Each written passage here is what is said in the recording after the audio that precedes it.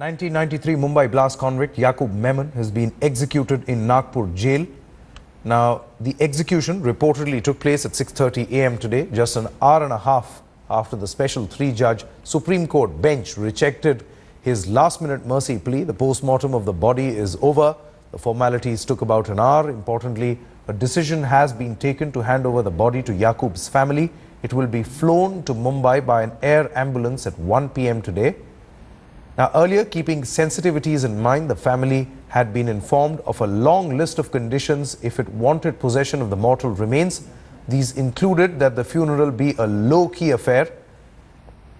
Now, the police also made it clear it does not want a public procession and has said that pictures of the body should not be released. We've got Rahul Kamal now joining us live from Nagpur. Rahul, it's over to you. Thanks, Sanket. The latest update from Nagpur is that in a short while from now, Yakub Memon's body will be transferred via a special air ambulance to Mumbai. Remember, authorities here in Maharashtra are going out of their way to ensure that no one feels that all the processes available under law were not made available to Yakub Memon, and therefore special arrangements being made for this air ambulance. It also helps ensure that crowds are not allowed to congregate. Remember, if it's a commercial flight, then things are not so much in the control of the authorities. Here they can whisk the body away. The brothers of Yakub Memon are already inside Nagpur Central Prison.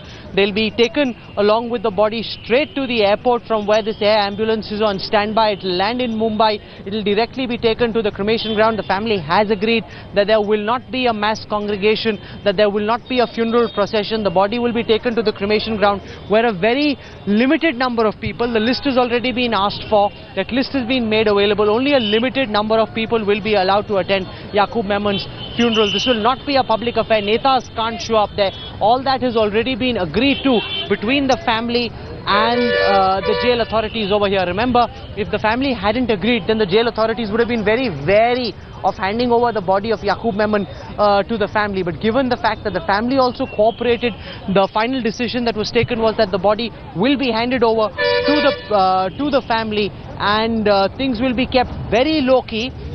Special arrangements at every level to ensure that crowds don't congregate. Over here in where we are, right outside the Nagpur Central Prison, Sanket, I must commend the Nagpur police for being very vigilant, very proactive. Last night was an absolute fiasco. People getting together, seeming virtually bloodthirsty, chanting slogans, creating a tamasha. I was very petrified by what I saw last night, but this morning they've been very professional, not allowing people to congregate, ensuring that people stay away, and people here in Nagpur also have been very, very careful. They haven't, except for some random stray incidents of slogan chanting, they haven't really, they've been very careful, and that really has helped keep things under control. There is a high level of alert in different parts of Nagpur. There's a higher level of alert. There's an alert also in Mumbai. There's a very real threat, the intelligence agencies feel, of a possible retribution attack, of a revenge attack by elements in the Dawood Ibrahim gang who would seek vengeance after Yakub Memon's execution. It may not happen today, but that's a fear that authorities have. They're being very careful. They're also monitoring at this time, Sanket, all social media messages on Facebook, on Twitter, on WhatsApp, to ensure that there are no provocative comments that are posted, and if comments are found which are inflammatory, they're immediately taken down. They're learning experiences, they're learning from their experience of the past, and they're being very, very careful. And so far, things are going as per script. The Maharashtra Chief Minister has been in constant touch with the Home Minister in Delhi. They've been looking and strategizing on how to contain the aftermath of the body being handed over. There was one view which said that it will be very difficult to hand over the body, but at the highest political levels, ultimately the decision that was taken was that the constitution, the law allows for the body to be handed over to the family. That really is what must happen. And then after that, we will deal with the consequences. Show that, if the government has its systems in place, you can prevent a tamasha from being created. And so far, they've been successful. I want to just turn our camera around to show our viewers, give our viewers a sense of what's happening. There are crowds that have gathered, but because the police has been so vigilant, these crowds are being chased away. There is unfortunately a certain element of voyeurism with people showing up with their smart cameras, people on the way to work, coming here to see what the fuss is about. They've all been up. Remember, Nagpur city has been up. Every person that I've met since the morning, virtually every person, has said, there you see the cops getting into the act there.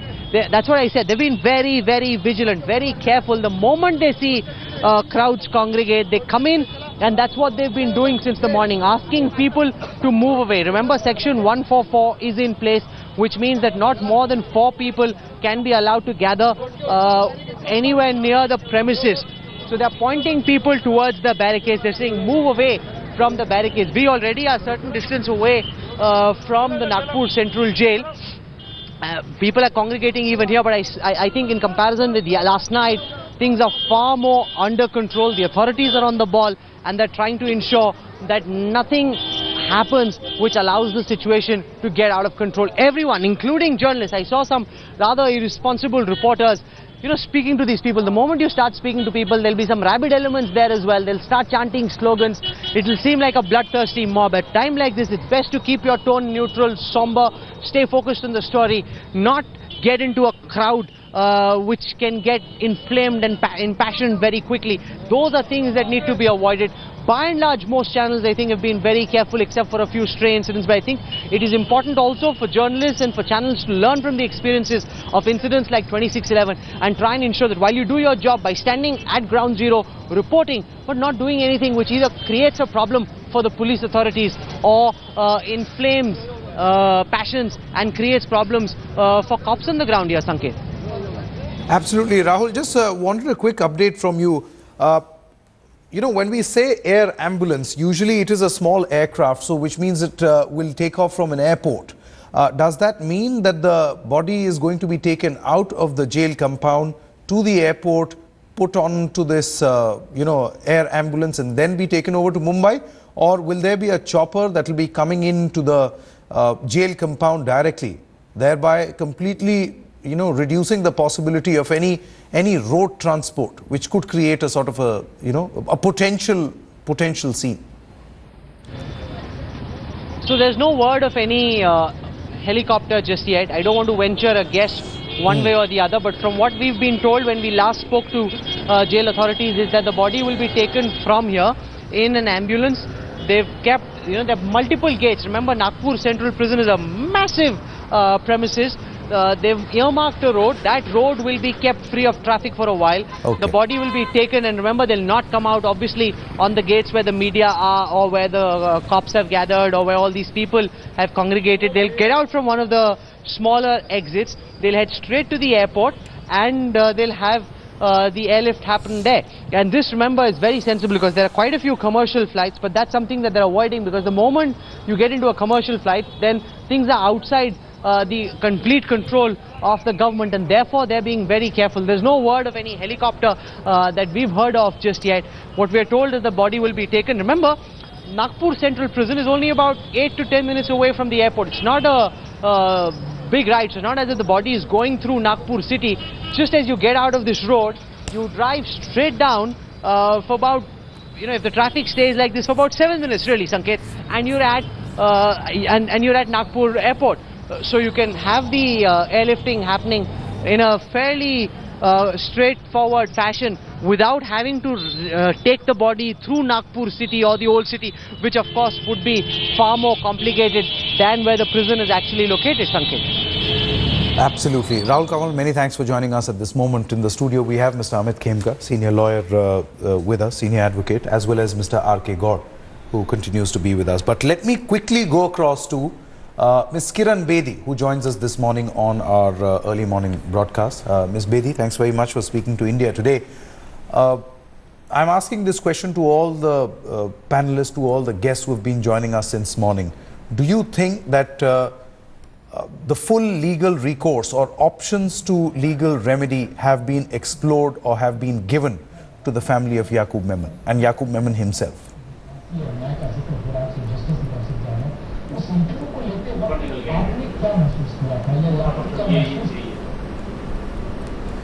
Ms. Bedi, can you hear me? Yes, I can hear you now. Okay, Ms. Bedi, the question that I was asking you was, that do you think that all possible legal options were explored in this particular case? उसको बंद करिए.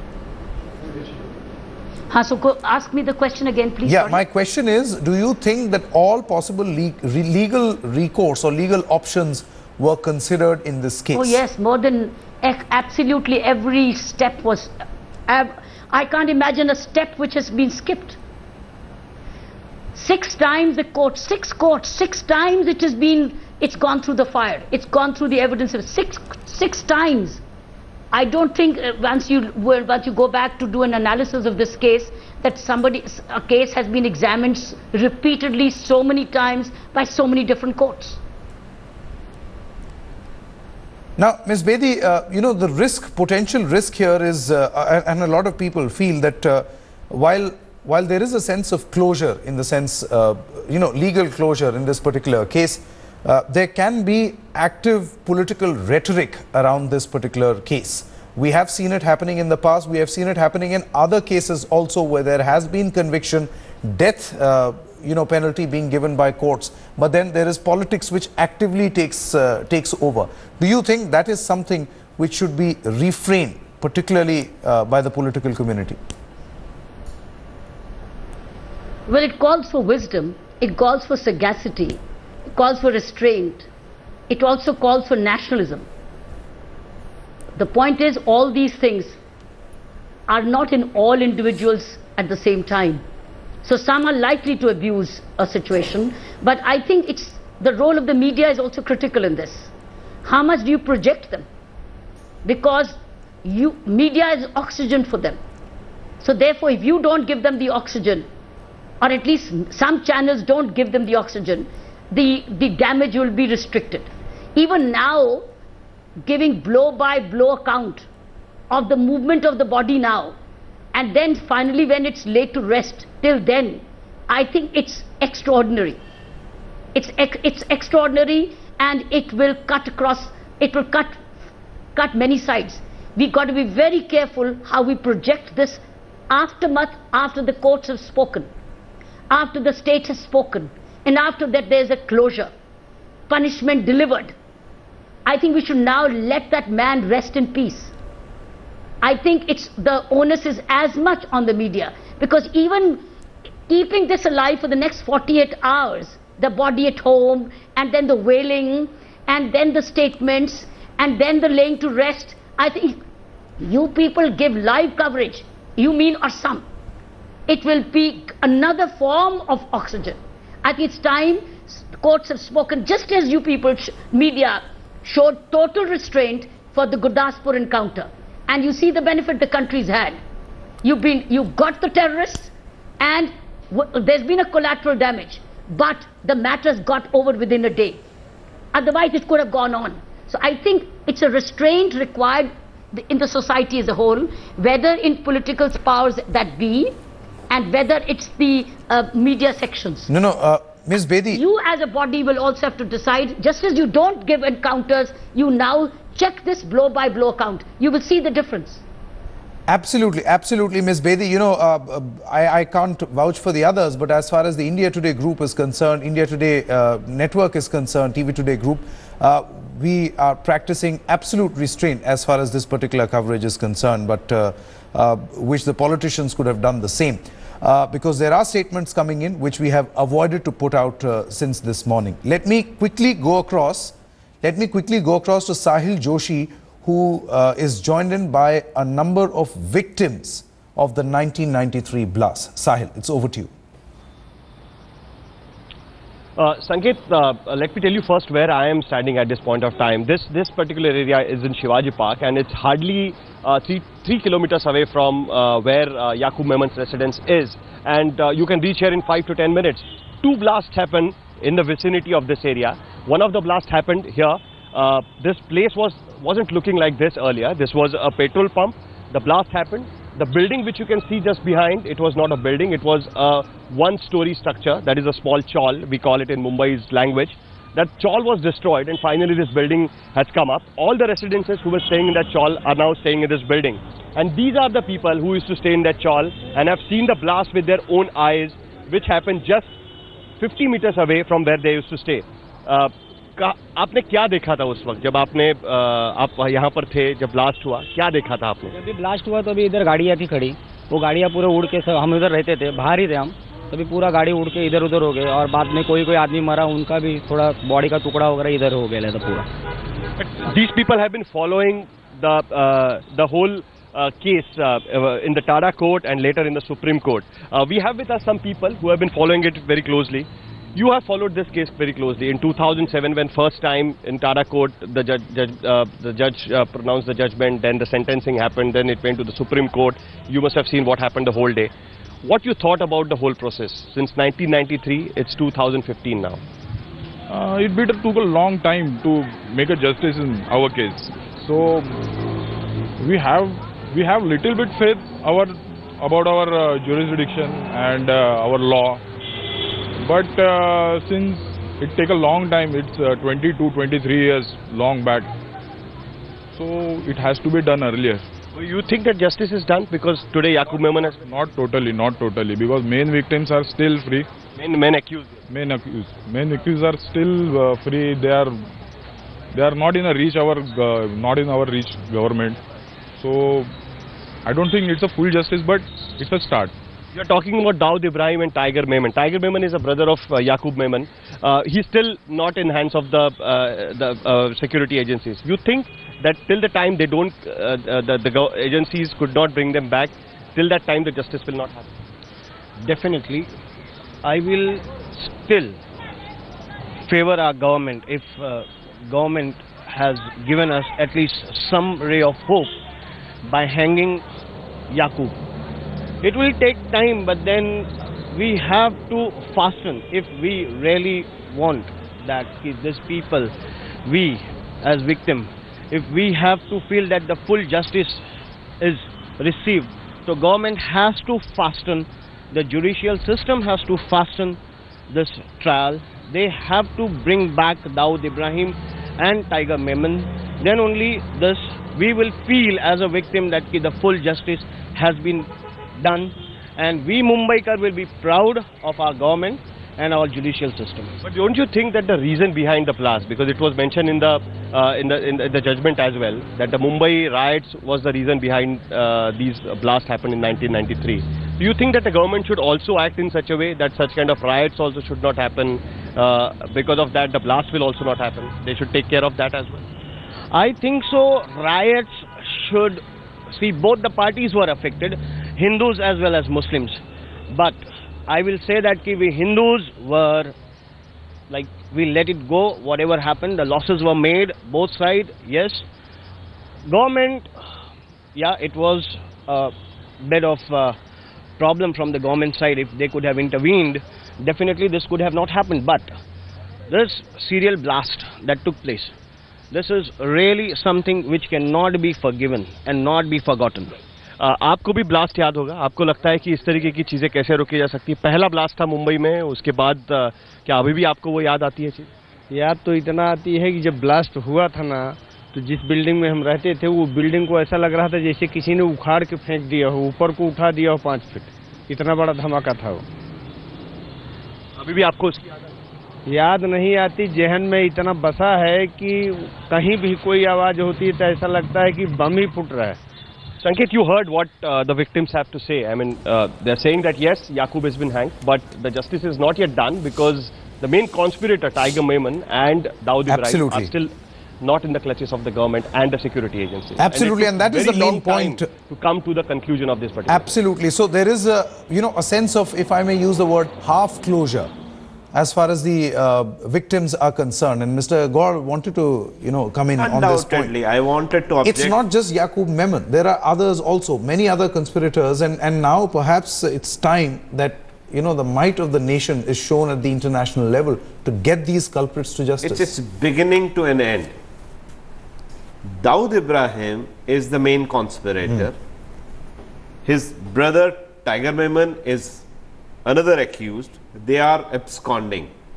In 2003, Dawood Ibrahim has been declared as global terrorist. In 2011 Forbes list, he has been rated at number 3 global most wanted criminals. So I see the failure of intelligence, I see the failure of investigating agencies to nab him. Undoubted. See, Dawood Ibrahim is present in Dubai, Pakistan, and then he has some links with London. So, when he is present at three places, our diplomacy has failed, our intelligence has failed, the investigation in this case is not complete. As far as Yakub and other accomplices are concerned, it is closed in their respect, but the victims, as far as the victims point of view is concerned, or as far as the justice is concerned, it is yet to meet. Mr. Khemka, you know, this is really the option that a lot of people, if you heard the victims over there, they feel that this is half closure. Yes, you know, the legal recourse, legal options have been explored. A guilty has been, you know, brought to justice. What about the others, the key conspirators? What are the legal options that our country has to take this matter forward?